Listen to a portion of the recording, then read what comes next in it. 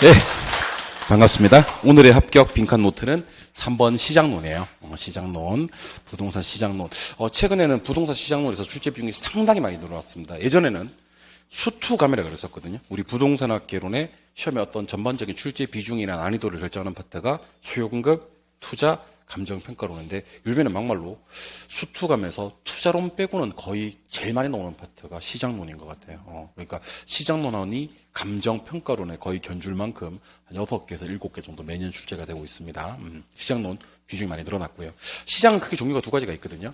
완전 경쟁 시장과 불완전 경쟁 시장이라는 게 있습니다. 완전부터 갑니다. 완전은 판매자, 구매자 다수입니다. 판매되는 상품은 동질. 들락날락 하는 거 자유롭고요. 정보는 어떤 정보를 가지고 있습니까? 그러면 완전한 정보를 가지고 있습니다. 완전한 정보를 뭐라고 불러도 되냐면 모든 정보 그렇게 하셔도 됩니다. 그럼 불완전한 시장은 방금 제가 얘기했던 걸 뒤집으면 돼요. 판매자, 구매자는 소수요. 판매되는 물건은 이질적이요. 들락날락 하는 거 곤란하고요. 정보는 불완전한 정보를 가지고 있습니다. 근데 여러분들이 완전 경쟁 시장은 몇 가지를 더 떠올려 주셔야 됩니다. 거기다 필기하면 안 되는데. 기아펜, 미안합니다. 기아펜이구나. 귀찮게 해서 미안합니다. 기아펜이래. 이 시장은 일물일가의 법칙이 성립하는 시장입니다. 그러니까, 같은 물건에 같은 가격에 성립을 하고, 정보를 알기 위해서 비용을 지불할 필요가 없어요. 초과이 존재하지 않고요. 근데 정말 조심하셔야 될 게, 완전 경쟁 시장에서도요, 정상이유는 존재를 합니다. 그래서 완전 경쟁 시장이 어떤 시장입니까? 그러면 일물일가의 법칙은 성립하고요. 정보 비용 없고요. 초과이윤도 없지만 무슨 이유는 정상이유는 있다. 정보비용 초과이유는 없지만 정상이유는 있다. 꼭 좀 기억을 해 주셔야 되고요. 이 완전과 불완전이 뒤에가 어디서 나오냐면 이거 정말 중요합니다, 여러분들. 여기서 나옵니다. 필기하지 마시고 집안 보세요. 우리가 이제 좀 있으면 부동산 정책론이라는 걸 공부하거든. 정책론에 가면 시장 실패라는 게 있어요. 시장 실패. 원인은 몇 가지가 있냐면 4가지가 있거든요. 시장이 자원 배분을 효율적으로 달성하지 못하는 상황을 시장이 실패했다 그래요. 제가 처음에 나오는 것만 알려드리겠습니다. 시장 실패는 정보가 비대칭적일 때, 정보가 비대칭적일 때 시장이 실패해요. 그 다음에 공공재하고 무임승차 문제. 공공재하고 무임승차가 시장을 실패시킵니다. 그 다음 외부 효과. 이거 정말 유명하죠. 외부 효과는 대표적인 시장 실패의 원인입니다. 그리고 중요한 게 불완전한 경쟁일 때 시장이 실패합니다. 그러면서 갑자기 시험에서 돌변해서 뭐를 묻냐면, 그러면 여러분들, 어떨 때 시장이 실패하죠? 이렇게 얘기를 합니다. 그럼 천천히, 판매자, 구매자가 몇 명일 때요? 그러면 소수일 때요. 판매되는 물건이 어떨 때요? 그러면 이질적일 때요. 들락날락 하는 게 뭐 할 때요? 그러면 곤란할 때요. 정보가 뭐 할 때요? 그러면 불완전한 정보일 때요. 이때 시장이 실패하는 겁니다. 그럼 절대로 어디에서는 시장이 실패하지 않냐면, 완전 경쟁에서는 시장이 실패하지 않거든요. 그래서 다수, 동질, 자유, 완전한 이런 말이 나왔을 때는 시장이 실패하지 않는다. 꼭 좀 기억하셔야 됩니다. 그리고 요거는 바로 배울 건데요. 제가 원을 2개 그릴 건데 첫 번째 원 요놈이 할당효율적 시장이에요. 요놈이 할당효율적 시장이고 두 번째 원, 요게 이제 두 번째 원 요게 불완전 경쟁 시장입니다. 근데 제가 지금 노란색으로 표시하는 원, 노란색으로 표시하는 이 원이 이제 완전 경쟁 시장입니다. 그럼 여러분들은 보셔야 될 게 할당 효율적 시장 안에는 대부분 완전히 차지하는 건 맞거든요. 근데 요거 잘 보셔야 됩니다. 불완전도 할당이 될 수 있나? 될 수 있어요. 그래서 할당은 대부분 누구지만 완전이지만 불완전도 할당일 수 있다. 질문 들어갑니다. 완전은 무조건 할당인가요? 그러면 완전은 무조건 할당이에요. 언제나 할당입니다. always. 할당이 싹 다 완전인가요? 그건 아닙니다. 완전은 무조건 할당이지만 할당이 반드시 완전이 되는 건 아니에요. 완전히 커요? 할당이 커요? 그러면 할당이 훨씬 커요. 할당 안에 대부분 완전히 차지하지만 불완전도 할당이 될 수 있는 거예요. 그리고 완전은 무조건 할당이지만 할당이 반드시 완전히 되는 것은 아니고 불완전히 할당이 될 수 있습니까? 그러면 쌉가는 불완전도 초과임만 못 얻으면 할당이 될 수 있다 없다? 있다. 이렇게 얘기를 하시기 바랍니다. 그럼 질문. 시장 실패를 시키는 건 완전인가요? 불완전인가요? 그러면 일단 불완전. 그래서 소수, 이질, 곤란, 불완전할 때 시장이 실패하고 완전 불완전과 할당의 상관관계를 얘기해 주세요. 그러면 완전은 무조건 할당이지만 할당이 싹 다 완전인 것은 아니다. 불완전도 할당이 될 수 있다. 불완전 할당이 될 수 있는데 자꾸 시험에서는 불완전이 할당이 될 수가 없다고 나옵니다. 기억을 좀 해주셔야 됩니다. 다시 한번 볼까요? 좀 새롭게 보일까요? 시장은 완전, 불완전 두 개 있는데 완전은 다수, 동질, 자유, 완전한 정보고 불완전은 소수, 이질, 곤란, 불완전한 정보인데 요때 시장이 실패하는 겁니다. 요때. 완전은 일몰일가의 법칙 성립하고 정보 비용과 초과이유는 없는데 요거 정상이유는 있다라는 걸 따로 공부하셔야 됩니다. 이거 무조건 할당입니까? 얘는 무조건 할당입니다. 할당은 싹 다 이건가? 그건 아닙니다. 불완전 이놈 할당이 될 수 있습니까? 쌉 가능. 불완전 할당이 될 수 있다. 기억하셔야 됩니다. 그래서 완전, 불완전 할당에서 시험에 나오는 것들은 다 소개해드렸습니다. 2번. 부동산 시장을 분류할 때 어떤 시장들이 있냐면 전체 시장이라는 게 있고 개별 시장이라는 게 있습니다. 한번 들어보세요. 27번지, 8번지, 9번지 이런 개별 필지마다 형성되는 시장을 개별 시장이라고 하고요. 이걸 합치면 전국에 있는 부동산 시장이 나옵니다. 그걸 전체 시장이라 그래요. 그럼 이때 전체 시장과 개별 시장 사이에 무수히 많은 시장들을 갖다 우리는 부분 시장이라고 합니다. 부분 시장. 그 부동산 시장은 부동성 때문에 전국적이지 않고요. 국지화되거든요. 국지화. 그래서 부동산 시장은 부분 시장으로 존재합니다. 근데 부분 시장은 조금 더 작은 단위의 부분 시장으로 나뉘어질 수가 있거든요. 그걸 갖다가 시장의 세분화라고 부르기도 하고요. 시장의 차별화라고 부르기도 합니다. 세분화도 있고 차별화도 있습니다. 근데 잘 들으셔야 됩니다. 수요자 가지고 시장 나누는 걸 세분화 그래요. 세분화. 그리고 공급 상품 가지고 시장을 나누는 걸 차별화라고 합니다. 그래서 암기할 때는 세수, 공차 이렇게 하시면 됩니다. 공차. 세수하고 세분화는 수요 측면이고 차별화는 공급 측면이고 세수, 공차 이렇게 하시면 됩니다. 근데 세분화를 조금 더 제가 자세하게 표현하는 방법을 알려드리겠습니다. 누구 가지고요? 수요자 가지고요. 보다 이 말 나와야 됩니다. 동질적인 소집단으로 시장을 구분하는 거. 그러니까 수요자 가지고 나누면 세분화고 공급자 가지고 나누면 차별하긴 한데 수요자를 보다 동질적인 소집단으로 구분하는 것을 세분화라고 합니다. 한번 들어보세요, 여러분들. 그 전국에 있는 부동산 시장을 서울, 광주, 부산 이렇게 나눌 수가 있거든요. 그러면 서울은 또다시 송파, 강남, 서초 이렇게 나눌 수가 있거든요. 송파는 잠실, 방이, 가락 이렇게 나눌 수가 있거든요. 잠실은 잠실 1동, 2동, 3동 이렇게 나눌 수가 있거든요. 잠실 3동은 27번지, 28번지 이렇게 나눌 수가 있거든요. 여기서 이걸 다 부분시장이라 그래요. 그러면 수요자 가지고 시장 나눌 때 서울보다는 송파가 좀 더 비싸고요. 송파보다는 잠실이 좀 더 비싸고요. 잠실보다는 잠실 3동이 훨씬 더 비싸거든요. 그러니까 시장을 수요자 가지고 보다 동질적인 소집단으로 구분하는 것을 시장의 세분화라고 하는 겁니다. 문제 풀다가 세분화가 뜨면 누구 가지고 어떻게 구분하는 거예요? 그러면 수요자 가지고 동질적인 소집단으로 구분하는 거. 시장이 한 단계씩 세분화될수록 시장의 성질은 이질화돼요, 동질화돼요. 그러면 동질화돼요. 그럼 대체재가 적어져요, 많아져요. 그럼 대체재가 세분화될수록 대체재가 많아지는 겁니다. 대체재가 많아지면 수요는 어떻게 됩니까? 그러면 수요는 보다 탄력적이 됩니다. 그래서 결론적으로 서울에 있는 부동산보다는 서울 송파에 있는 부동산들이 서울 송파보다는 서울 송파 잠실동에 있는 것들끼리 서울 송파 잠실동보다는 잠실 3동에 있는 것들이 훨씬 더 비싸고 대체재가 많아져요. 대체재 많을수록 수요는 탄력적이 되거든요. 그래서 시장을 한 단계씩 세분화할수록 시장의 성질은 동질화, 이질화, 동질화. 대체재 많아지고 적어지고 많아지고 대체성이 커져서 작아져서 커져서 수요는 보다 어떻게 된다? 탄력적이 된다. 그래서 시장이 세분화될수록 시장의 성질은 뭐 되고? 동질화되고 대체성이 커져서 수요는 보다 탄력적이 된다. 이렇게 하셔야 되는 겁니다. 아시겠습니까? 근데 방금 제가 세분화는 누구 가지고 시장 나누는 거라고 했냐면 수요자 가지고 차별화는 공급 가지고 그랬지 않습니까? 그죠? 근데 이걸 저 뒤에 우리 부동산 마케팅에 가시면요. 부동산 마케팅은 시장점유 마케팅이라는 게 있고 고객점유 마케팅이라는 게 있고 관계 마케팅이라는 게 있단 말이야. 시장점유 마케팅은 공급자 중심의 마케팅이에요. 고객점유 마케팅은 수요자 중심의 마케팅이거든요. 관계 마케팅은 수요 공급자의 상호작용을 중시하는 마케팅입니다. 이때 공급자 중심의 시장점유 마케팅에는요. STP 전략과 포피믹스 전략이 있습니다. 고객점유 마케팅은 이거 유명합니다. 아이다 전략이 있습니다. Attention, Interest, Desire, Action 이런 전략. 관계 마케팅은 브랜드 마케팅이에요. 나중에는 브랜드는 뭐예요? 그러면 관계 이렇게. 아이다는 뭐예요? 그러면 고객 이렇게. STP와 포피는 뭐예요? 그러면 시장. 물론 조금 더 중요한 건 포피가 조금 더 중요하긴 하거든요. 그런데 오늘은 STP에 대해서 한번 얘기를 해보려고 그래요. STP는 첫 번째 세그멘테이션, 두 번째는 타겟, 세 번째가 이제 포지셔닝이거든요. 세그멘테이션이 우리 세 글자로 혹시 뭐라고 하는지 아십니까? 시장의 세분화, 그래 얘기를 해요. 세분화. 타겟이 혹시 뭔지 아십니까? 이 표적을 잡는 거거든요.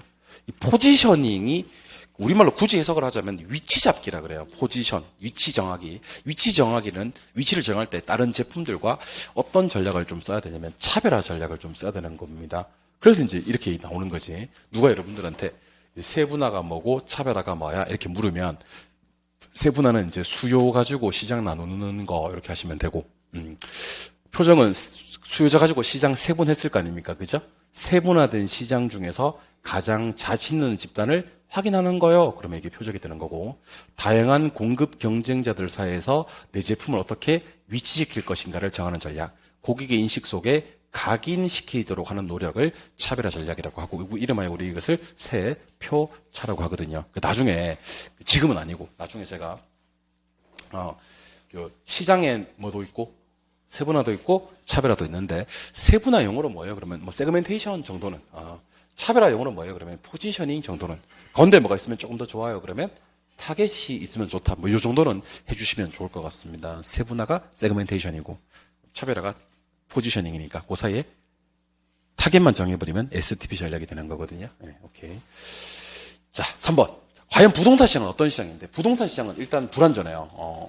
그럼 부동산 시장은 여러분들 조심하셔야 됩니다. 판매자, 구매자가요 소수예요. 판매되는 상품 이질적이고요. 들락날락하는 거 곤란하고요. 정보 불안전합니다. 그리고 효율적 시장 중에서는 준강성 효율적 시장에 들어갑니다. 준강성 효율적 시장. 그리고 요거 하면서 실력 많이 늘어요. 부동산 시장은 전국적, 광역적이에요. 국지성이에요. 그러면 반드시 국지성 해야 됩니다. 그런데 국지성은 토지의 특성 무슨 성 때문이다? 부동성 때문입니다. 그리고 그 유명한 3B가 나옵니다. 부동산 시장은 거래가 비공개돼요. 이렇게. 상품이 비표준화돼요. 비표준화. 그렇지. 비표준화돼요. 시장은요, 비조직적이에요. 그럼 시험에 어떻게 나오냐면, 부동산 시장은 조직적이고, 상품은 표준적이고, 거래가 공개된다 그러면 다 X가 되는 겁니다. 비공개의 비표준화, 비조직이거든요. 이게 모두 다 무슨 성 때문이냐면, 개별성. 3B는 개별성 때문입니다. 이런 거 답 따라 보면 참 좋아요. 수급 조절은 어때요? 곤란해요. 매매 기간, 사고 파는데 걸리는 기간은 어때요? 장기. 법적 규제는 뭐죠? 과다합니다. 그래서 언제 가격 왜곡이 되냐면 단기적으로 가격 왜곡이 돼요. 그래서 혹시 가격 왜곡 앞에는 뭐가 있어야 돼요? 그러면 단기. 장기에는 제 가격 찾아가. 단기만 왜곡돼. 그다음에 매매 기간은 어때? 그러면 장기. 매매 기간 장기, 가격 왜곡 앞에는 단기. 이렇게 좀 기억해 주시면 좋을 것 같습니다. 아시겠죠? 자, 효율적 시장이 뭡니까? 그러면 효율적 시장은요, 이렇게 이해하시면 됩니다. 정보가 지체 없이, 두 글자로는 즉시 그러셔도 돼요. 정보가 지체 없이 부동산의 가치에 반영되는 시장을 효율적 시장이라고 하는데, 효율적 시장은 종류가 몇 가지가 있냐면 세 가지가 있어요. 약성, 중강성, 강성, 이렇게 세 가지가 있는데, 여러분들 잠깐 잘 한번 바라봐 주셨으면 좋겠습니다. 룩겟미. 여러분들 그 민법상 부동산은 토지하고 그 정착물을 얘기하거든요. 여기다가 준부동산이 더해지는 경우도 있습니다, 여러분들. 토지 및 그 정착물을 무슨 부동산이라고 하냐면 협의 부동산이라고 하고요. 협의 부동산 받고 준부동산이 더해지면 광의 부동산이라고 해요. 제가 하고 싶은 얘기는 토지 및 그 정착물은 협의에 속해요, 광의에 속해요. 그러면 둘 다에 속해요. 토지 및 그 정착물은 협광에 둘 다 속하고, 준부동산 얘 가지고 구분해야 되는 거예요. 준부동산 없으면 협의, 있으면 광의. 세상의 모든 땅은요, 건축이 되는 땅이 있고요, 건축이 안 되는 땅이 있거든요. 몇 가지만 소개해 드리겠습니다. 건축이 되는 땅은 주상공 그래요. 모르면 큰일 나, 진짜. 주상공. 건축이 안 되는 땅은요, 도로, 철도, 하천, 이런 건 건축이 또 안 되고 그래요. 건축이 가능한 땅은 뭐냐면 택지라 그래요. 택지. 건축이 가능한 땅을 받고 건축이 안 되는 땅을 합쳐서 이제 우리는 부지라고 하거든요. 그러면 결국 건축이 가능한 땅은 택지에 속해요, 부지에 속해요? 그러면 둘 다에 속해요. 그러니까 건축이 가능한 땅은 택지이면서 당연히 부지에 속하는 거예요. 그럼 뭘로 구분하는 거냐면 건축이 안 되는 땅 가지고 구분하는 거예요. 건축이 안 되는 땅은 어디는 속하지 않고 택지는 속하지 않고 부지에만 속하는 겁니다. 이번에는 과연미로 가보도록 하겠습니다. 과연미. 참고로 이렇게 과거 정보, 역사적 정보를 기술적 분석이라 그래요. 현재 정보는 기본적 분석이라고 하고, 미래 정보는 일단 알 수가 없다고 보거든요. 예. 일단 과거가 있고요. 과거 현재가 있고요. 과거 현재 미래가 있습니다. 과거 정보는 약성이라고 그래요. 과거 현재 정보는 중강성. 과거 현재 미래 정보는 강성입니다. 여기서도 조심하셔야 될 게, 약성 그러면 과 이렇게 하거든요. 중강성 그러면 현 그러면 안 돼. 절대 안 난다 진짜. 과현 해야 돼. 예. 강성, 절대 가만 안 둬, 진짜. 강성은 과현미. 포함관계 있기 때문에 무조건 과거부터 출발해야 돼요. 약성은 중강성은 과현, 강성은 과현미. 이렇게 얘기를 해야 되는 겁니다. 자, 근데 이 원 안의 정보를 알면 정상이유는 없거든요. 근데 어떻게 하다 보니까 원 밖의 정보를 알아냈어요. 그러면 초과에 넣는 겁니다. 그래서 요거 약성 보고 대답해. 약성에서 정상을 얻으려면 그러면 과 하면 돼, 과. 뭐요? 과. 아니면 뭐, 기, 술. 초과인 얻으려면 현미 하시면 돼요. 뭐? 현미. 그럼 초과유. 중강성에서 정상을 얻으려면 과현. 기본적 분석까지. 오케이? 초과유는 미 하시면 돼요. 강성에서 정상을 얻을 수 있다 없다? 있다. 강성에서 정상을 얻으려면 뭐야? 과현미. 그럼 정상이윤. 초과인 얻을 수가 없는 거예요. 강성은 어떠한 경우에도 초과인 얻을 수가 없는 겁니다. 그래서 세 가지 효율적 시장 중 완전 경쟁 시장의 가장 흡사한 효율적 시장이 바로 그 유명한 강성 효율적 시장입니다. 아까 했습니다만은 이 시장은 정보를 알기 위해서 비용을 지불할 필요도 없고요. 초과 이윤도 존재할 수가 없어요. 하지만 무슨 이유는 존재할 수가 있냐면 정상 이윤 정도는 존재할 수가 있다. 이렇게 해결하셔야 됩니다. 그래서 이왕 공부하는 김에 이렇게 공부합시다. 토지 및 그정착물은 협에도 속하고 광에도 속하고 준부동산 없으면 협이 있으면 광이. 건축이 가능한 토지는 택지에도 속하고 부지에도 속하고 건축이 불가능한 땅이 없으면 택지 있으면 부지. 이렇게 과거 정보는 셋 다 포함되고요. 약성, 과현, 중강성, 과현미, 강성 이런 식으로 포함 관계를 정리해 주시면 좋을 것 같습니다. 그래서 혹시 약성에서 정상을 얻으려면요. 그러면 과거 정보 이렇게 하시면 돼요. 무슨 분석이요? 기술적. 그럼 정상을 얻어요. 그럼 초간 얻으려면요. 뭐로는 안 되고 일단은. 과거로는 안 되고 뭐요? 현미. 뭐요? 현미. 현미 알아내면 초과는 얻어집니다. 그러니까 현재 정보나 미래 정보 알아내면 중강성에서는 이렇게 하셔야 됩니다. 과현. 뭐요? 과현. 그러니까 과거 정보나 현재 정보. 그러니까 본적 분석까지 하면 정상이 얻어지고요. 초과 넣는 방법은 하나밖에 없습니다. 뭐요? 미래 정보를 알아야지만 초과 넣을 수가 있습니다. 요 중강성효율적 시장은요. 부동산 시장에 가장 적합한 시장을 말합니다. 강성효율적 시장은요. 과현미 하셔도 되고 조금 귀찮으면요. 모든 정보 이렇게 하셔도 돼요. 무슨 정보? 모든 정보. 모든 정보 다 알면 정상인 얻어요? 네, 정상인 얻어요. 근데 초과 이윤이 없고요. 정보 비용을 지불할 필요가 없어요. 그리고 세 가지 효율적 시장 중 강성효율적 시장은 완전 경쟁 시장에 가장 부합되는 시장이다. 이렇게 기억하시면 좋을 것 같습니다. 이해하셨나요? 예. 이번에는 할당 효율적 시장인데 잠깐 일로 오세요. 여러분들 이게 제가 왜 이게 좋다고 하냐면요. 이것만 알면 돼요. 그러니까 결론적으로 이것만 알면 돼요. 군더더기 다 뺐습니다. 이것만 알면 됩니다. 누가 여러분들한테 할당효율적 시장은 어떤 시장이죠? 이렇게 물어요. 시험 진짜 많이 나오거든. 할당효율적 시장은 이렇게 하시면 돼요. 초과이윤이 없는 시장으로 천천 이렇게 하시면 돼요. 아니 쌤 그럼 첫 번째 천은 뭔데? 정보 가치. 두 번째 천은 뭔데? 정보 비용. 그러면 할당효율적 시장은 정보 비용이 있어도 됩니까? 있어도 됩니다. 할당효율적 시장은요. 정보 비용이 있어도 됩니다. 자, 1,000짜리 정보 알기 위해서 1,000 비용 지불하면 남는 거 있어요? 없어요? 없어요. 그러면 할당이 되는 거예요. 그러니까 뭐가 있다 하더라도 정보 비용이 있다 하더라도 정보 가치만큼의 정보 비용을 지불해서 뭐가 없으면 초과이 없으면 이 시장이 할당효율적 시장이 되는 거예요. 그런 다음에 진짜 까먹으면 안 돼. 이거 지금 두 번째 그리고 있어. 여기 할당이에요. 이거는 뭐지?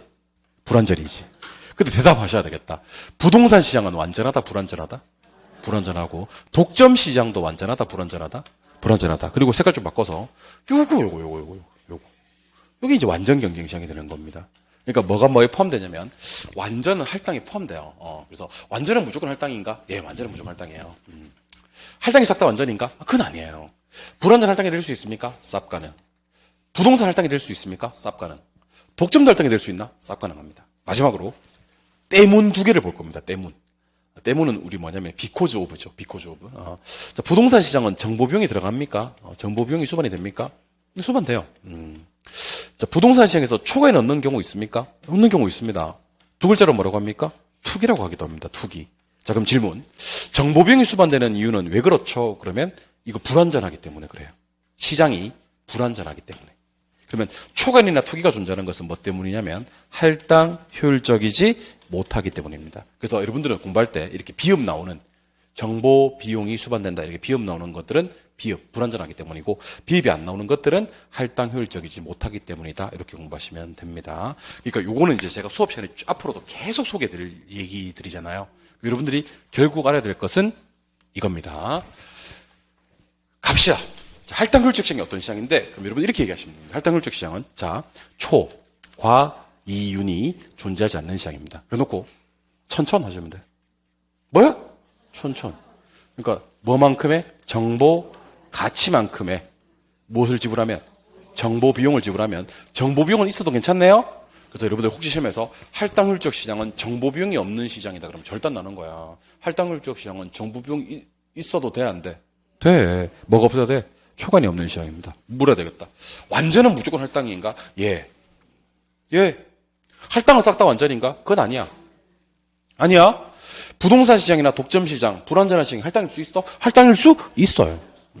이게 얼마나 많이 나오는지 몰라요. 완전은 무조건 할당인가? 무조건 할당이에요. 할당은 싹 다 완전인가? 그건 아니에요. 부동산이나 불완전이나 독점이 할당이 될 수 있나요? 쌉 가능할 수 있습니다. 그리고 이제 때문 두 개 얘기하셔야 됩니다. 이 비읍 나와 안 나와? 나와? 정보 비용이 수반되는 게 왜 그렇습니까? 그러면 시장이 말 맞네. 시장이 불완전하기 때문 이렇게 해야 됩니다. 그런데 초과이나 투기가 존재하는 이유는 왜 그런지 아세요? 할당 효율적이지 맞네. 할당 효율적이지 못하기 때문이 되는 겁니다. 아시겠습니까? 여러분은 잘 모르시겠지만 제가 네모 하나를 갖다가 한글로 네모 하나를 컨트롤 C를 해요. 컨트롤 C를 한 다음에 컨트롤 V 할 때 제가 스스로 읽습니다. 할당 효율적이지 못하 이렇게 하고 또 한번 세봅니다, 여러분들. 이게 만들기 사대롭습니다. 시장이 불완전하기 이렇게 네모를 비워놓습니다. 말이 맞아야 되니까. 그래서 정보 비용이 수반되는 건 시장이 불완전하기 때문이고 초과이 존재하는 것은 할당 효율적이지 못하기 때문입니다. 투기가 성립하는 것도 할당 효율적이지 못하기 때문인데 시험 문제는 어떻게 나오냐면 초과이나 투기가 성립하는 건 시장이 불완전하기 때문이다. 정보 비용이 수반되는 건 할당 효율적이지 못하기 때문이다. 그렇게 나오면 X가 되는 거라는 것을 기억해 주셔야 됩니다. 이번에는 알고 계셔야 됩니다. 정보 현재 가치. 일단 정보 현재 가치는 따라 하셔야 됩니다. 빼. 안, 나. 해놓고 시작해야 됩니다. 그러니까 돈 두 개 마하고 빼고 무슨 확률을 곱하고? 안 들어설. 안 들어설 확률을 곱하고 1 플러스 R N승으로 만다? 나눈다. 근데 1 플러스 R N승으로 나눌 때는요. 그냥 넣는 눌러도 돼. 2년일 때는. 뭐 눌러야 된다고? 넣는. 자, 그래서 돈이 얼마이지 지금? 6억 5백. 안 들어서면 이거 두 개만 해주고 빼주고 몇 프로 곱하고? 여기 60% 곱하면 절단 납니다. 진짜 40% 곱해야 됩니다. 그리고 나누기 1.1 합니까? 1.1 넣는 합니까? 그래서 내가 한번 해드릴게요. 저 따라 해주실 건가요? 이게 지금 몇 년이죠 이게? 2년이죠. 저 따라 하세요. 6억 0천 5백만 원 빼기 3억 0천 250만 원 곱하기 40% 나누기 1.1 넣는? 뭐 그렇게 하시면 돼요. 6억 0,500만 원에다가 3억 0,250만 원 빼고 40% 곱하고 나누기 1.1 넣는 하면 계산기에 1억 딱 들 겁니다. 답은 1억이 되는 그런 문제니까요. 이게 그 합격 빈칸 노트가 계산 문제 대비도 철저하게 됩니다. 그러니까 빼, 안, 나, 넣는 이렇게 하시면 되니까 꼭 좀 기억을 하시고 계산기 입력할 때 6억 500만 원 어떻게 입력한다고요? 자, 절 보시고 계산기 입력할 때 6억 500 어떻게 입력한다고요? 6억 0,500만 원 이렇게 입력한다고요. 오케이? 3억 250 어떻게 입력한다고요? 3억 0,250만 원. 입력 못하는 사람 많습니다. 혹시 시험에서 뭐 그런 일은 없지만 혹시 시험에서 7억 60만 원 이렇게 나왔어. 계산기 입력할 때는 자 시작. 7억 0,060만 원 이렇게 계산기에 입력하시면 됩니다. 7억 60만 원 계산기 못 치는 사람요. 천지빛깔입니다. 천지빛깔이. 시험장 보내놓으면요. 7억 60만 원을 못 쳐가지고 환장하시는 분들이 천지빛깔입니다. 천지빛깔이. 7억 60만 원 어떻게 친다고요?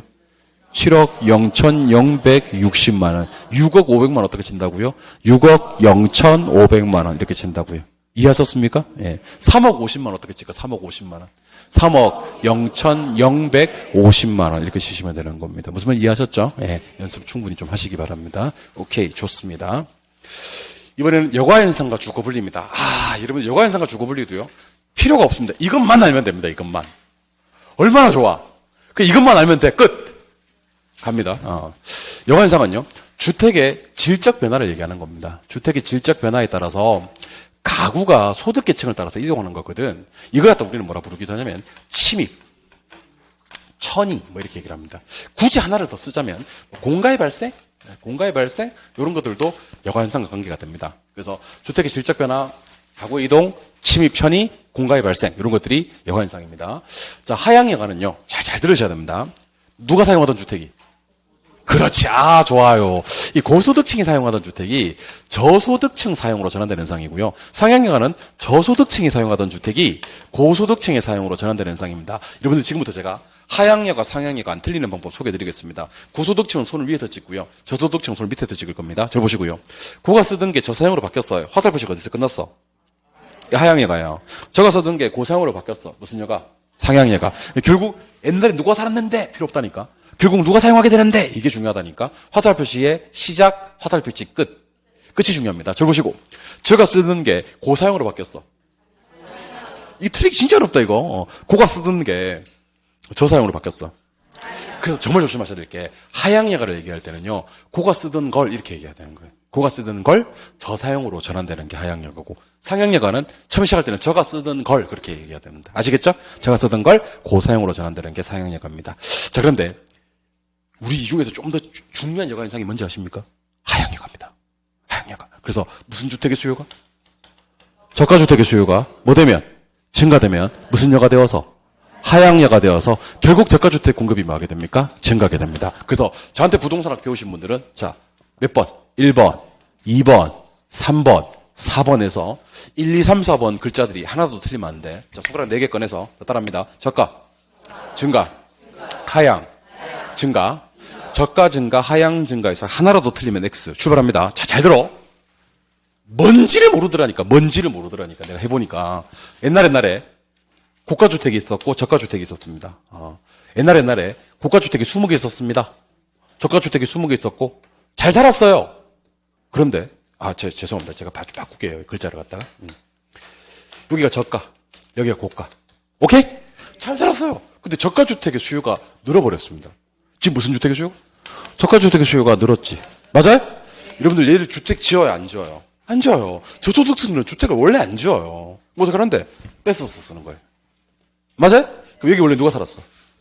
고가 살다. 이 누구 사용으로? 저사용으로 바뀌었지. 이걸 네 글자로 뭐라 그래요? 하향여가라고 합니까? 아니 그러면 저가주택량은 원래 몇 개 있다가? 20개 있다가? 30개로 바뀐 거예요? 그럼 플러스 10개가 늘었네, 그지? 이게 무슨 여가라고요, 방금? 하향여가라고요. 그래서 시험에서 저가주택 공급이 어떻게 됩니까? 이렇게 묻는다는 거야. 자, 그럼 시험에 틀리게 나오는 단어를 좀 알려드리겠습니다. 무슨 주택의 수요가? 뭐 되고 나면? 무슨 여가 되어서? 결국 저가주택 공급은 뭐 하게 된다? 시작. 저가 증가, 하향 증가. 다음 두 글자씩을 총 8글자를 얘기하시오. 자, 잘 보시고. 보지 말고. 보고 할까요? 보지 말고. 무슨 주택의 수요가? 저가주택의 수요가 뭐 되고 나면? 증가되고 나면 결국 무슨 여가 되어서? 하향여가 되어서 결국 저가주택 공급을 하게 된다? 그러니까 여러분들이 만약에 아무것도 도움 없이 이 빈칸을 메꿀 수 있잖아요. 저가주택의 수요가 증가되면 하향여가 되어서 결국 저가주택 공급이 증가된다는 걸 밝혀내면 참 좋은데. 이번에는 주거분리입니다. 주거분리는 고소득층의 주거지역과 저소득층의 주거지역이 서로 분리되는 것을 주거분리라고 하고, 이 주거분리 인근 지역에서 생기나요? 생겨요. 도시 전체에서도 생기나요? 예, 생겨요. 둘 다에서 발생을 합니다. 자, 경계 지역에 있는 고소득층 주택은 좋아요, 안 좋아요? 안 좋아요. 할인됩니다. 오케이? 경기 지역에 있는 저소득층 주택지역은 좋아요, 안 좋아요? 할증됩니다. 이게 보나 안 보나 이거 바꿔서 내는 겁니다. 시험 어떻게 나오냐면 경계 지역에 있는 고소득층 주택은 할증돼요. 이렇게 OX.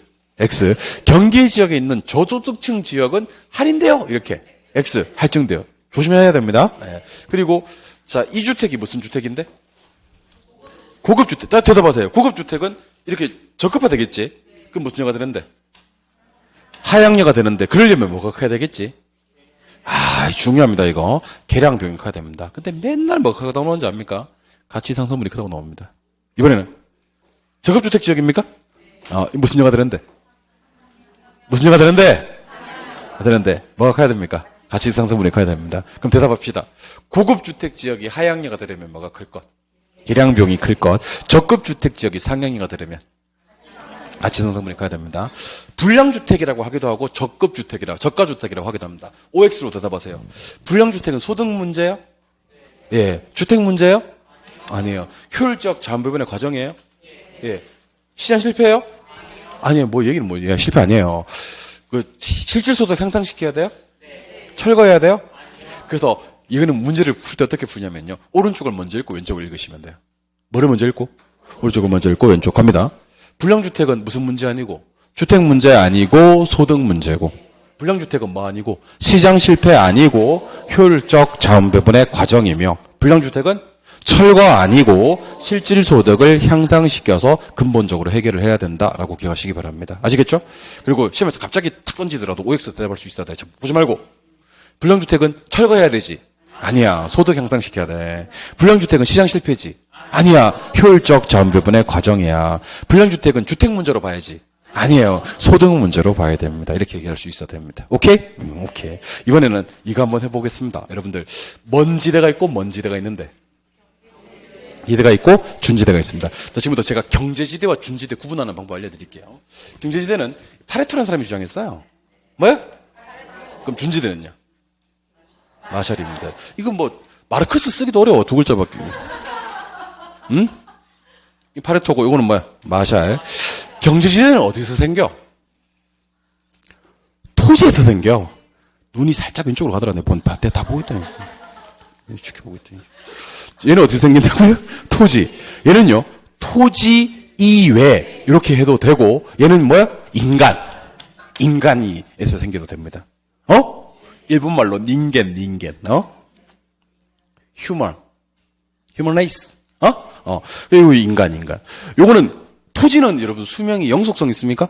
얼마 동안에 생기죠? 영구적. 그 다음에 장기적으로 생기는 거라면, 준지대는 얼마야? 일시적, 단기적. 요거 여러분들 주관식으로 쓰고 나면요. 실력이 상당히 많이 늘어요. 실력이. 말도 못하게 늘어요, 여러분들. 오케이? 근데 중요한 게 뭔지 아십니까? 경제지대와 준지대는 싹 다 초과 이윤 개념이에요. 무슨 이유? 그럼 여러분들 채소 수입도 있거든요. 채소 수입을 갖다 우리가 뭐라 부르냐면 전용 수입이라고 불러요. 뭐요? 전용 수입. 전용 수입은 어떤 생산 요소가 다른 용도로 전용되지 않고 현재 용도에 그대로 지급하는 최소한의 지급액입니다. 뭐요? 최소한. 그리고 공급이 비탄력적이라는 말을 시험에 뜨면 공급이 잘 돼, 잘 안 돼? 그때 초과이윤이 커져. 방금 제가 초과이윤이 뭐라 그랬지? 경제지대라 그랬지? 그 경제지대는 공급이 뭐해서? 비탄력적이어서 공급이 잘 되지 않을 때 경제지대는 뭐한다? 커진다. 이렇게 하시면 됩니다. 우리 부동산 학기로 문제 풀다가 최소라는 말이 뜨면 무슨 수입이고? 전용 수입이고. 맞아요? 초과 수입이 뜨면 이게 뭐라고요? 경제지대. 맞아요? 혹시나 싶어서 묻습니다. 이거 두 개 합쳐서 뭐라 그럴까요? 총수입이라 그래요. 총수입은 무슨 수입과 무슨 수입의 합이야? 최소 수입과 초과 수입의 합이야. 최소 수입의 이름은 전용 수입, 초과 수입의 이름은 경제지대. 합쳐서 총수입. 세상의 모든 수입은 무슨 수입과 무슨 수입이 있는데? 최소 수입과 초과 수입이 있는데 최소 수입은? 초과 수입은? 합쳐서 제가 물으면 경제지대와 준지대로 얘기해. 파레토. 마샬. 토지 이외. 토지. 사람. 인간이 만든 기계 기구. 인간이 만든 설비. 일시적 단기적. 영구적 장기적. 기억을 하셔야 될 것 같습니다. 이번에는 요 빈칸 메꾸면 차액지대설과 절대지대설이 끝나. 대신에 요 빈칸 못 메꾸면 차액지대설과 절대지대설이 안 끝나. 오케이? 좋은 말로 할 때 메꿔요. 좋은 말로 할 때. 차익지대 누가 주장합니까? 누구요? 리카도. 그리고 여러분들 차익지대설에서 시험에 나올 수 있는 말들을 제가 다 모아봤습니다. 차익지대설에서는요. 자, 따라서요. 비옥도. 질적 차이. 생산성. 수학 체감의 법칙. 맨날 이 말에 나오게 돼 있다니까. 자, 한 번 더 하자. 비옥도. 질적 차이. 생산성. 수학 체감. 한기지 지대 없어요. 한기지 지대 제로예요, 제로. 지대 없다고? 가격이 지대 결정해. 지대가 가격 결정해. 가격이 지대 결정해. 정확하게 얘기할까요? 자, 가격에서 비용 빼고 남은 게 지대야. 다시 어디에서? 가격에서 비용 빼고 남은 게 지대야. 지대는 남은 거야. 두 글자로. 잉여. 네 글자로. 불로소득. 오케이? 자, 그러면 보지 말고 한번 해보자. 리카도의 차익지대설. 갑니다. 세 글자. 비옥도. 네 글자. 질적 차이. 다시 세 글자. 생산성. 법칙. 수학 체감. 한기지 지대. 없어요. 한기지 지대 없어요. 가격이 지대 결정, 지대가 가격 결정. 가격이 지대, 정확하게. 어디에서? 가격에서 뭘 빼고, 비용 빼고, 남은 잉여가 지대요. 네 글자로는요. 불로소득. 그에 반해서 절대지대. 누가 주장했죠? 마르크스. 마샬 쓸 수도 없다, 이거. 네 칸이다. 마르크스. 오케이? 요거는 소유 자체만으로도 지대가 발생합니다. 뭐만으로도? 소유 자체. 뭐만 하면? 요구하면. 한계지에서도 요구하나? 그래요. 한계지에서 요구하면 지대가 존재합니다. 한계지에서 지대가 존재하는 유일한 지대설입니다. 한계지에서 지대가 존재하는 건 누구밖에 없어요? 마르크스의 절대지대설이 유일합니다. 한계지에서 지대가 존재, 그래서 이렇게 공부하셔도 돼. 절대지대설은 유일하게 한계지에서도 절대적으로 지대가 존재해. 그렇게 얘기하시면 됩니다. 절대지대설은요, 절대적으로 지대가 존재한다니까? 그 아무리 어디라고 하더라도, 한계지라 하더라도. 그러면 절대적으로 지대가 존재하는 것의 이름은 무슨 지대설이다? 절대지대설이다. 오케이? 그럼 얘는요, 지대가 먼저 정해져. 뭐가 먼저 정해져? 지대가 먼저 정해져. 이게 뭐를 올려?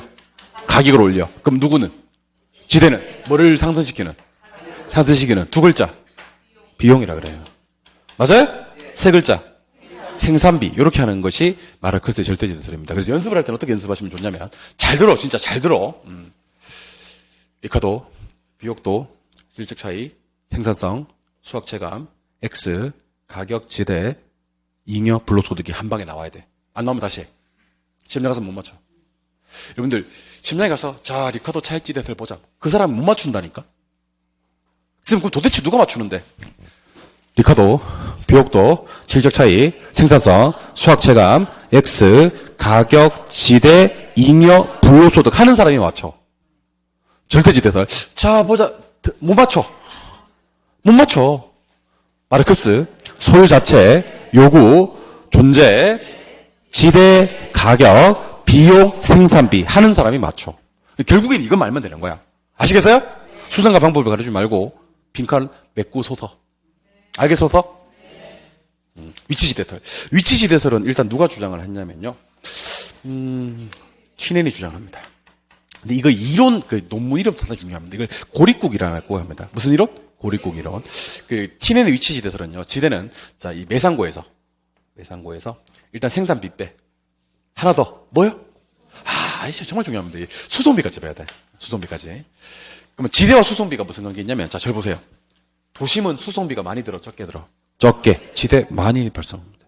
외곽으로 갈수록 지대가, 수송비가 많이 들기 때문에 지대가 떨어집니다. 지대 수송비 무슨 관계? 반빌. 반빌 그래프에 옮기면 무조건 하향입니다. 반빌은 우하향입니다. 중심지에 가까울수록 집약적인 농업을 하고요. 교회를 갈수록 조방적인 농업을 하게 됩니다. 집약적이면 어디야? 중심지에 가깝게. 조방적인 건 어디예요? 교회. 입찰지대설을 주장하신 분들, 자, 봐봐. 여기다가 내가, 여러분들 파레토 쓸까? 리카도 쓸까? 알론소 쓸까? 헤이그 쓸까? 아니, 도대체 누구 쓸까, 여기다가? 세 글자 쓰는, 지대설에서 세 글자 쓰는 사람이 꽤 많아. 파레토도 있었고, 리카도도 있었고, 헤이그도 있었거든. 여기서는 누구 쓸까? 알론소. 알론소는 입찰지대설이 됩니다. 오케이? 알론소는 별말 없어요. 그냥 이것만 기억하시면 돼요. 토지 이용자가 지불하고자 하는 무슨 금액? 최대 금액. 최고 금액 해도 돼요. 초과이윤이 0이 되는, 0이라고 하면 좀 그러니까 제로가 되는 수준의 지대를 입찰지대설이라고 하고요. 입찰지대설은 위에, 자 따라해보세요. 교사, 위에 운이, 그러니까 뭐로 나눈가? 교통비를 사용량으로, 아니면 뭐 운송비를 이용량으로. 그래서 무슨 비로 나눠야 된다? 교통비를 사용량으로 나눈 값이 길게요. 또는 운송비를 이용량으로 나눈 값이 길게요. 저 따라 한번 해보세요. 교사. 운이? 영어로 할게요. Teacher. Are you crying? 한번 해봐. 교사. 운이? 기억하시기 바랍니다. 교사. 운이? 뭐로 나눠야 된다? 모른다 보니까. 교통비를 사용량으로. 운송비를 이용량으로. 마찰 비용 이론은 헤이그가 주장을 했거든요. 뭐요? 헤이그. 근데 마찰 비용이 누구와 누구의 합이냐면요. 지대와 교통비 합이야. 똑같습니다. 아까 튜넨이랑 중심지로부터 멀어질수록 뭐가 증가할 거니까 교통비가 증가될 거니까 뭐는 감소하고 지대는 감소하고. 그럼 뭐를 많이 절약해야지? 교통비를 많이 절약해야지 그게 지대인 겁니다. 특히 뭘 강조했다? 교통비. 아까도 교통비가 수송비거든. 아까 교통비 수송비 강조하신 분 누구? 티네. 여기서 또 교통비 수송비 강조하신 분, 여기 교통비 수송비 강조하신 분 누구?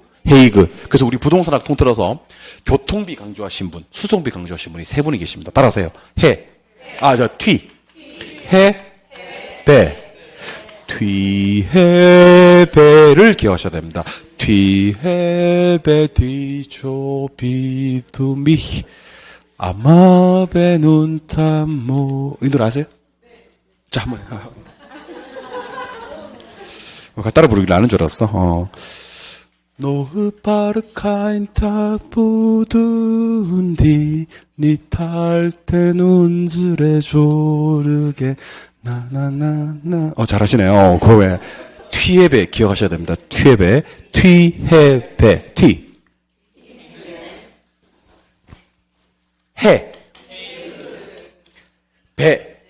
배버. 티넨의 위치지대설과 헤이그의 마찰 비용 이론과 베버의 최소 비용 이론에서는 각각 수송비를 강조하고 있다. 튀해배 기억해 주셔야 됩니다. 아시겠죠?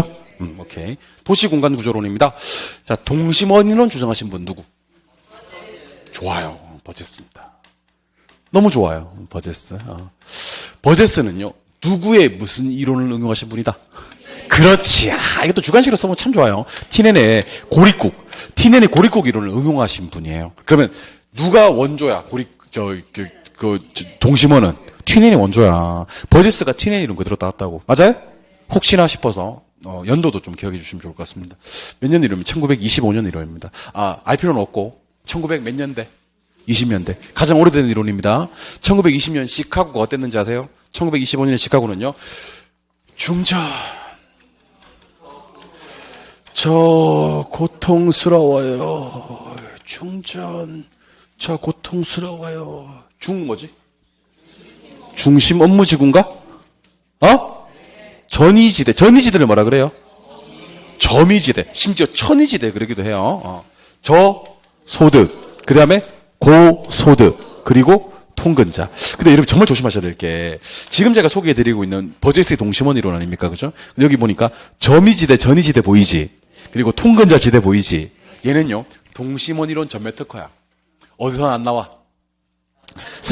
다른 데가 어디야? 선형 이론과 다핵심 이론에서는 안 나와. 그러면 선형 이론과 다핵심 이론에서도 세 개는 나와. 중심 업무지구 나와? 나와. 저소득 나와? 나와. 고소득 나와? 그러면 무슨 지대와 무슨 지대는 전매 특허.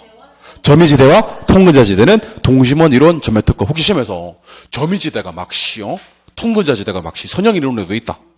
X. 다핵심 이론에도 있다. X. 점이지대와 통근자 지대는 어디에만 있다? 동심원 이론에만 있다. 그러면 저소득이 먼저 나와? 그럼 도심으로 접근성이 양호한 곳에는 누가 살더라? 저소득층 입지합니다. 맞아요? 저고통이니까. 고저통이야, 저고통이야? 저고통이니까. 근데 고소득층 옆에 보니까 누가 살고요? 저 살고요. 저 옆에 고 살잖아요. 얘네 붙여놓으면 싸워, 안 싸워? 싸워요? 싸우는 걸 뭐라 그래요? 침입, 경쟁, 천의 이렇게 얘기를 하거든요. 어디서 싸워요? 어디서? 도시에서 싸워요. 여러분들 탄자니아 세링게티에서 싸우는 걸 뭐라는지 아세요? 자연생태라 그래요. 무슨 생태? 자연생태. 도시에서 서로가 막 이렇게 잡아먹고 하잖아, 그지? 이걸 도시생태라 그래요. 무슨 생태? 도시생태학적 관점입니다. 오케이? 탄자니아는 뭐라고요? 자연생태학적 관점. 도시에서 막 이렇게 서로 막 이렇게 뺏고 막 저소득 하향여가 되고 막 이런 짓을 뭐라고요? 도시생태. 도시생태학적 관점이 뭐예요? 침입, 경쟁, 천위. 그래서 제가 이런 말을 하면요. 누구의 무슨 이론인지 나와야 돼. 잘 들어. 1925년 이론이고요. 튀넨의 고립국 이론 응용한 거고요. 중전저 고통스럽습니다. 이렇게 얘기를 하고요. 전위지대하고 통근자지대가 특별히 나오고요. 그 다음에 도심으로 접근성이 양호한 곳에 저소득층이 살고요.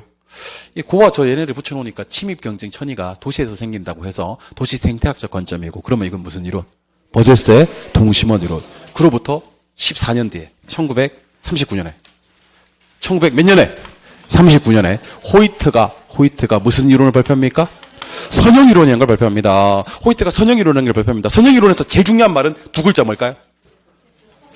그거보다 더, 부채꼴보다 훨씬 더 중요한 말이 있습니다. 부채꼴보다 훨씬 더 중요한 말이 있다. 따라하세요. 교통. 때려 죽여도 교통이 나와야 됩니다. 교통축 괜찮아요? 교통망 괜찮아요? 교통 노선 어때요? 아니, 교통이란 말이 처음으로 나오는 게 뭐라고요? 선형이론이라고요. 그럼 도시는 뭐를 따라서? 교통. 부채꼴, 그러면 진짜. 부채 찢어버린다. 다시.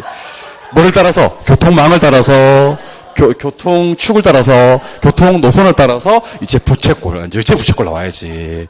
부채꼴, 쐐기 형태로 입지하는 겁니다. 자, 그럼 보세요. 여기가 중심원무지구야. 중심원무지구 아까 어디도 있었어? 동심원도 있었잖아. 근데 이게 교통축이야.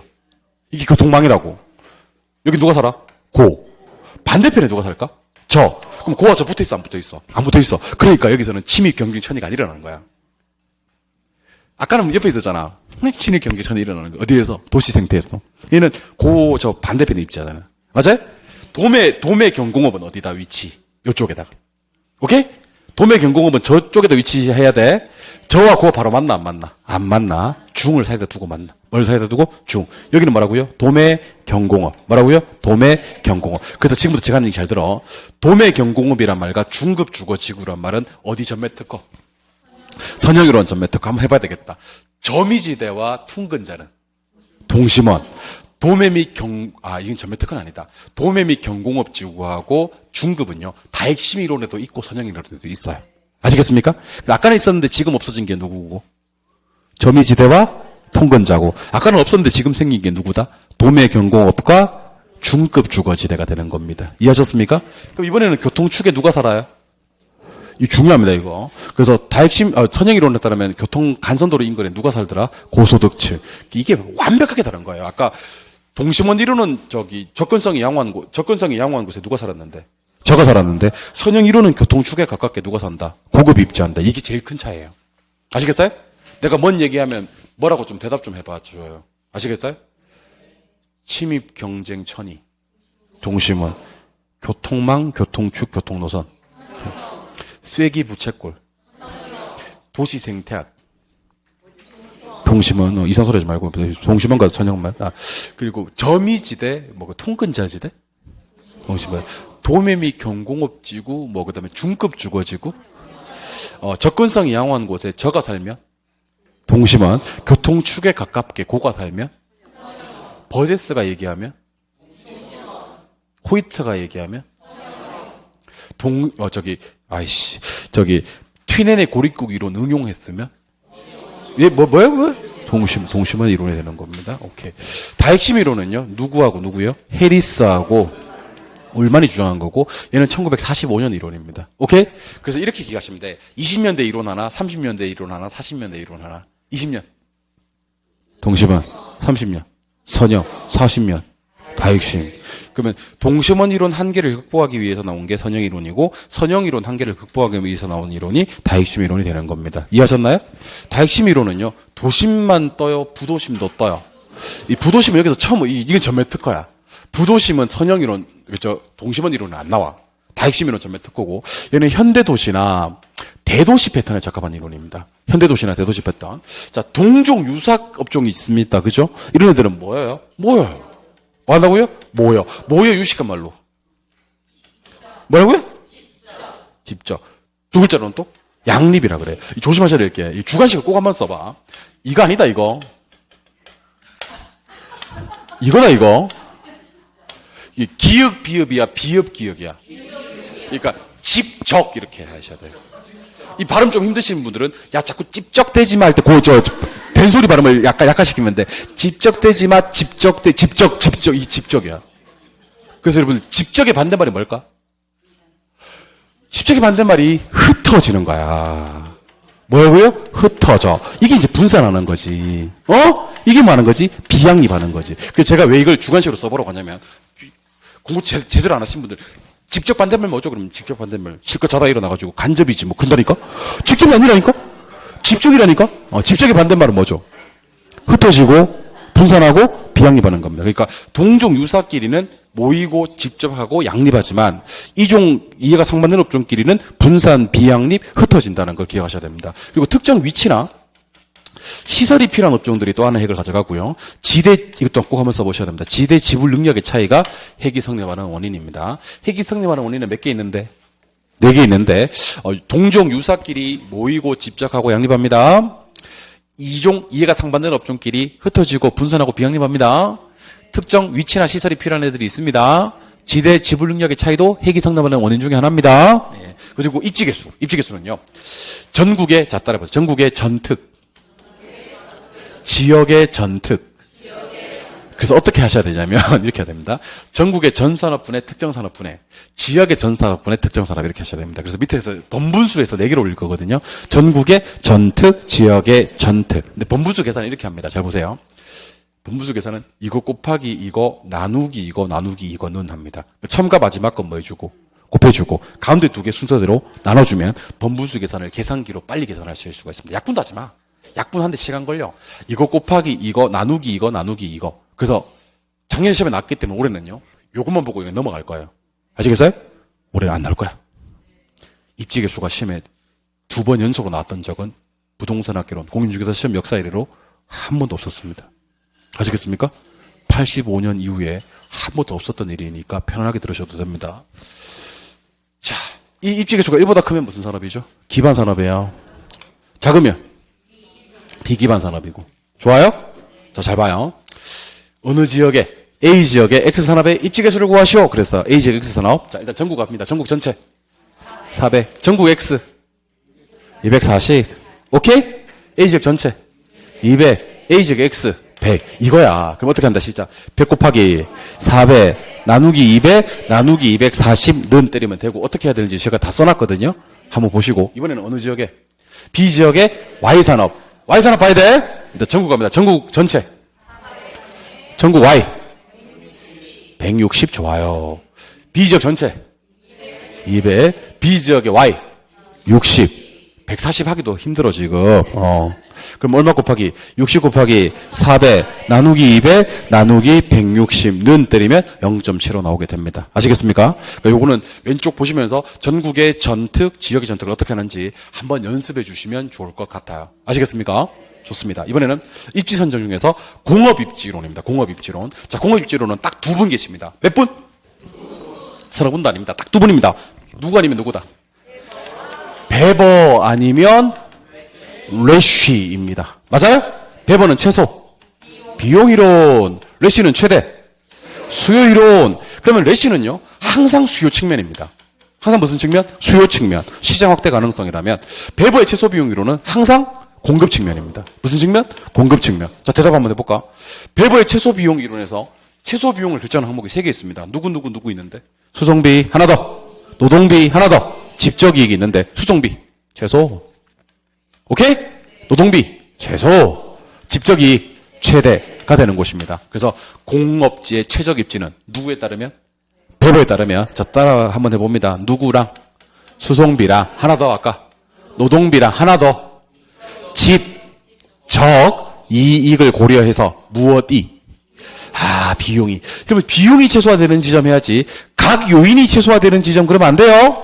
왜 각 요인이 최소가 되면 안 되냐면 앞에 그 두 개는 최소가 맞지만 뒤에 거 하나는 최대가 돼야 되잖아. 그러니까 뭐를 고려해서 시작. 수송비, 노동비, 집적 이익을 고려해서 뭐가 최소? 비용이 최소. 각 요인이 최소 아니야? 그리고 혹시 뭐 몰라서 그러니까 등 비용할 때 가장 비용 결정하는 같은 등자거든. 같은 비용이 유지되기 위해서 가장 중요한 게 뭐라는 거야? 운송비라는 거야. 수송비라는 거야. 따라서 최소 무슨 지점? 수송비. 운송비 하셔도 돼. 최소 운송비 지점으로부터 입지를 바꿀 때 뭐가 동일한 지점? 수송비가 동일한 지점을 연결한 선입니다. 맞아요? 그래서 제가 수송비 강조하신 분이 누구랬어요? 시작. 퇴해배. 퇴내는 어디서? 고립국이니까 무슨 지대설? 위치지대설. 배번은? 최소 비용 이론. 헤이그는? 마찰 비용 이론. 각각 수송비 강조합니다. 좋아요? 그리고 요거는 그냥 편하게 들으세요. 이거 다 보고 하셔도 돼요, 요거는. 원료 지향형 산업은요, 원료 중량이 좀 무거워요. 무슨 중량? 중량이 제조 과정에서 감소되는 산업이에요. 무슨 산업? 감소. 요런 원료를 갖다가 국지 원료 그러기도 하고, 편제 원료 그러기도 해요. 근데 시장 지향형은요, 반대입니다. 무슨 중량이 좀 더 무거워? 제품 중량이 좀 더 무겁고, 중량이 뭐 되는 산업이며, 증가되는 산업이며, 얘들은 보편 원료 그렇게 얘기를 합니다. 무슨 원료? 보편 원료 이렇게 얘기를 합니다. 이번에는 입지 선정 이론 중에서 무슨 입지 이론이냐면 서비스 입지 이론입니다. 무슨 입지론? 서비스. 최근에 진짜 많이 나오는 게 하나 있는데 어떻게 여러분들 어떻게 암기를 좀 하시겠습니까? 일단 누구의 중심지 이론이 있는데? 좋아요. 크리스탈러라는 사람의 중심지 이론이 있는데 이 사람의 이론에 따르면 중심지의 크기에 따라서 뭐의 크기에 따라서? 중심지의 크기에 따라서 상권의 규모의 차이가 난대. 아니 그럼 우리가 뭐하고를 알아야 될 거 아니야? 중심지하고 상권하고를 알아야 될 거 아니야? 맞아요? 상권 혹시 세 글자로 뭐라고 할까요? 배우지라고 합니다. 혹시 우리 공부를 1년 하고요. 중심지하고 배우지를 모르고 신명에 들어가는 분도 많고 상권이 중심지야 배우지야 그러면 대답 못하는 사람도 많아요. 상권이 중심지야 배우지야? 배우지야? 그럼 중심지가 먼저 알려드릴게. 중심지는 어디다가? 배우지다가 전화 서비스를 하는지요. 제공하면 중심지. 누구한테? 중심지한테 전화 서비스를 제공받는 곳이 뭐다? 배우지. 두 글자로는 상권. 그럼 강의로 친다면 개론 선생이 있고 여러분들 있잖아, 그지? 나는 중심지야, 배우지야? 난 중심지야. 여러분들은요? 여러분 두 글자로 뭐라 그래요? 그럼 여러분들 중심지 달라지면 배우지 달라지겠어, 안 달라지겠어? 여러분들 내가 막 개판 치고 그러면 학원 나오겠어, 안 오겠어? 안 오지. 다 인터넷 듣지. 근데 우리는 인터넷 들을 수가 없지. 인터넷 가도 내가 있거든. 응? 온통 나야. 벗어날 수가 없다고 하니까 나를. 아시겠어요? 걸려든 거야. 거미집에. 거미집 이론은 수요가 탄력적이면 뭐하고? 수렴하고. 공급이 탄력적이면 발산하고. 기울기는 작을수록 탄력적이고. 탄력성 크기 구할 때는 탄, 피 이렇게 얘기를 한 것 같습니다. 내 거미집에 걸려들었다고. 아시겠어요? 자, 그러면 배우지다가 재활화 서비스를 제공하는 곳은 뭐고요? 중심지. 중심지한테 재활화 서비스를 제공받는 곳은? 저 따라 한번 해보세요. 저 따라 한번 해보실 건가요? 재화의 도달 범위. 최소 요구치. 최소 요구 범위. 그리고 재화의 도달 거리라는 것도 있고, 최소 요구치라는 것도 있고, 최소 요구 범위라는 것도 있거든요. 근데 끝날 때, 자, 따라하세요. 경계까지의 거리. 곳까지의 거리. 이렇게 나오면, 뭐가 나와야 되면, 범위가 나와야 돼. 근데 앞에, 이 범위 넘었으면 수요가 뭐가 되는 곳? 0이 되는 곳. 이거는 우리는 재화의 도달 범위라고 얘기를 해. 무슨 범위? 재화의 도달 범위. 이렇게 얘기를 하고, 판매자가 요거 넘어서면 정상인밖에 못 얻어. 소비자가 불포함하는 경계까지의 거리가 우리는 뭐라고 하냐면 최소 요구 범위라고 합니다. 뭐라고 한다고요? 최소 요구 범위. 그리고 중심지 기능이 유지하기 위해서 필요한 최소한의 수요 수준은 그냥 최소 요구치 이렇게 얘기를 한다고. 뭐라고요? 최소 요구치. 그래서 여러분들 부디 말씀드리건데 제가 3개 물으면 3개를 주관식으로 얘기하소서. 하소서? 요거 넘어서면요. 수요가 0이 되는 곳까지의 거리는요. 재화의 도달 범위. 특정 기능을 유지하기 위해서 필요로 하는 최소한의 수요 수준은요. 최소 요구치. 요 범위 넘어서면 판매자가 정상인도 못 얻어. 판매자가 최소 정상인 얻을 때까지의 수주까지의 거리는 최소 요구 범위. 끝날 때 뭐로 끝나야? 곳까지의 거리로 끝나야지 범위야.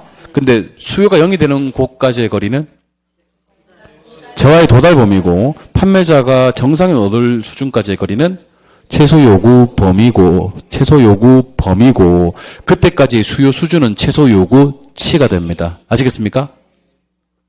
모르는 것 같은데. 모르면 집에 가서 정답 보면서 한번 해봐요. 아시겠어요? 계속 갑니다.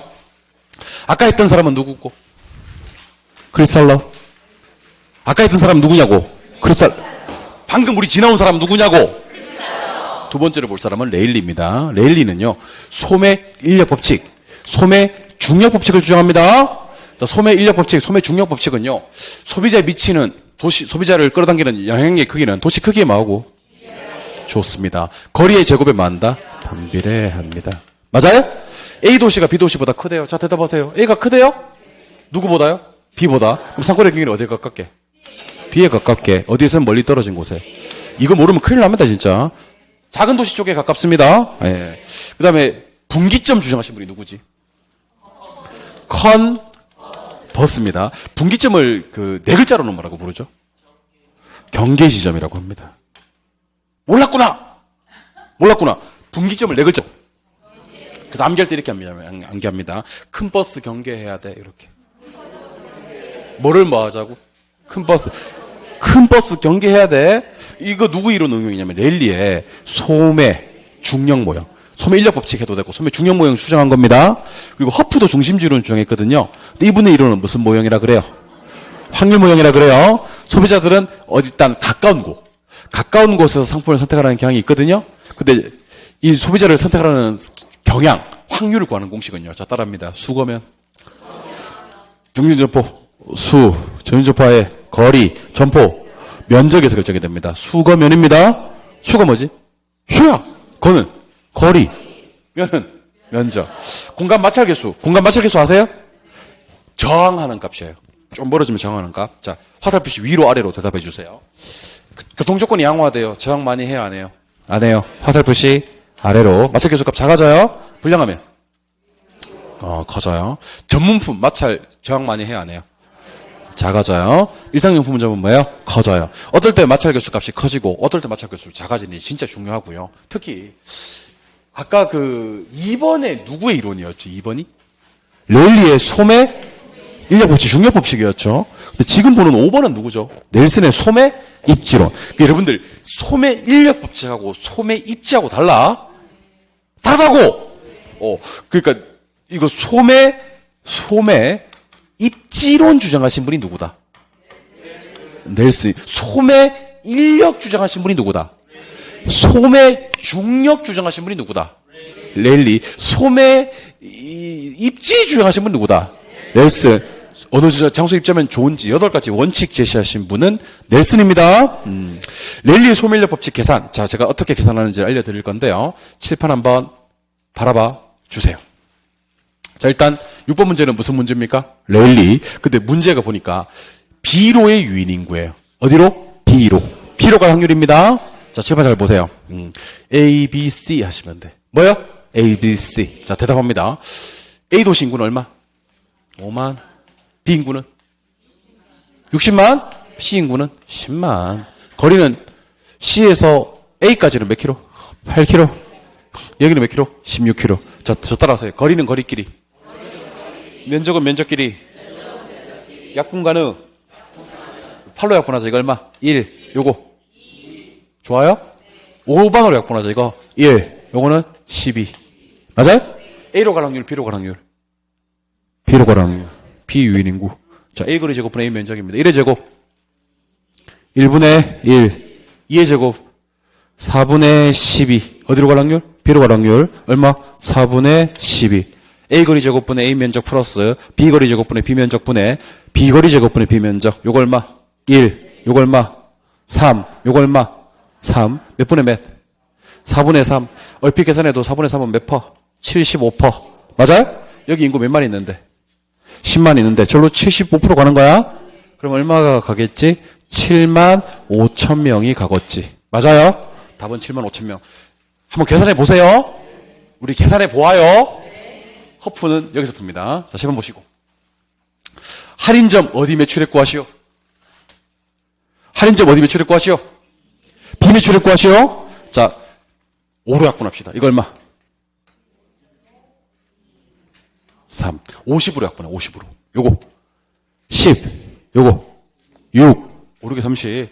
요거. 9. 자, 1의 제곱은 얼마? 1분의 10.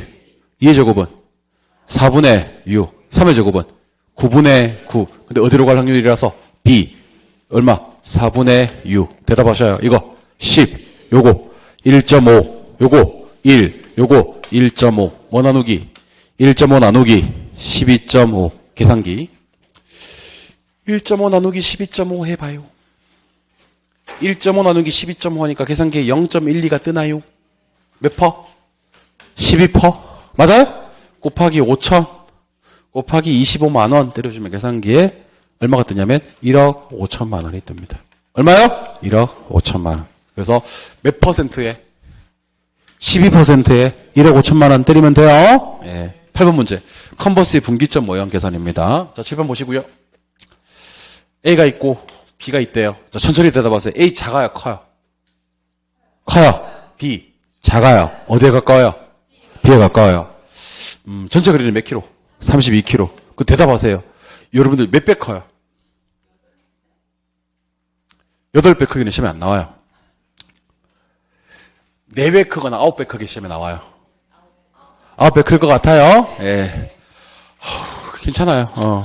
144만이고, 이거 16만이잖아요. 9배 커요. 요로부터 분기점 먼저 구하는 거예요. 시작. 1 플러스 루트 1분의 9분의 얼마? 32. 이렇게 하는 겁니다. 오케이? 몇 배 크니까? 9배 크니까. 그 집어내. 1 더해. 48에 32지? 욜로팔이야, 졸로팔이야? 졸로팔이야. 그렇겠지. 욜로는 몇 킬로야? 24kg. 그래야지 얼마가 나오니까. 32가 나오니까. 항상 우리 작은 쪽에 분기점 구하는 거야. 그럼 욜로는 몇 킬로? 0.8 해야 돼. 내가 이거, 잠깐 내 주려고 하다가 도저히 안 되겠어. 자꾸 그거 보고 답 체크하는 사람도 있어가지고. 이거는 뭐, 0.8. 이거는 얼마? 2.4. 이렇게 하는 겁니다. 하실 수 있겠어요? 오케이.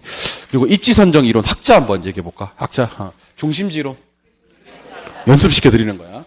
소매 인력은? 혹시 소매 입지는? 넬슨. 분기점은? 컨버스. 확률은? 허프. 최소 비용 이론에? 베버. 최대 수요 이론에? 래시. 수성비는 일단 누구 하고. 튀해배 하고. 튀내는? 뭐? 위치지대. 그 다음에 이거 누구? 헤이그는? 마찰 비용 해야 돼. 그리고 마지막에 요거는 베버는 최소 비용. 베버는 최소. 다시. 이거 허프. 요거 레일리. 요거는 넬슨. 요거 래시. 요거 베버. 요거 크리스탈러. 요거 컨버스. 요거 위치 마찰 최소 베버 헤이그 튀네. 왜 빈칸이 중요한지 알겠죠? 이 빈칸 하면 여러분들 실력 는다니까? 안 늘 수가 없다니까? 이거 했는데 실력 안 느는 사람들은요, 이상한 사람이에요. 반드시 늘어. 아시겠죠? 여기까지가 시장론이었습니다. 조금 쉬셨다가 부동산 정책론 1시간만 더 마치겠습니다. 쉬겠습니다.